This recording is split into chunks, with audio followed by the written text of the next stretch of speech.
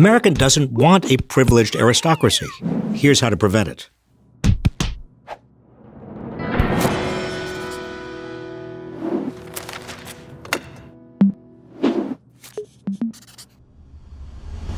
We need to raise the estate tax. At a time of historic economic inequality, it should be a no-brainer to raise a tax on inherited wealth for the very rich.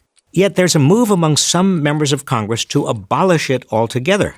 Today, the estate tax reaches only the richest 0.2% and applies only to dollars in excess of $10,860,000 for married couples. That means if a couple leaves to their heirs $10,860,001, they now pay the estate tax on $1.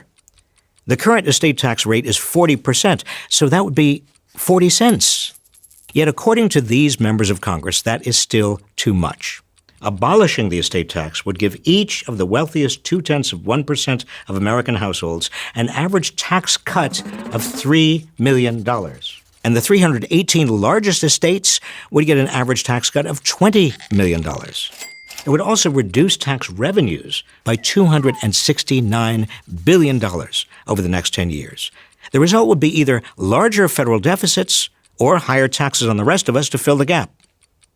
In the big picture, the richest 1% of Americans now have 42% of the nation's entire wealth, while the bottom 90% has just 23%. This is a greater concentration of wealth at the top than at any time since the Gilded Age of the 1890s.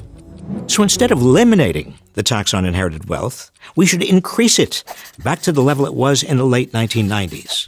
The economy did wonderfully well in the late 1990s, by the way. Adjusted for inflation, the estate tax restored to its level in 1998 would today touch estates valued at $1,748,000 per couple. That would yield approximately $448 billion over the next 10 years, way more than enough to finance preschool for all and 2 free years of community college.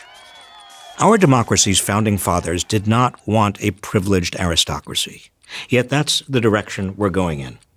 The tax on inherited wealth is one of the major bulwarks against it. That tax should be increased, not cut.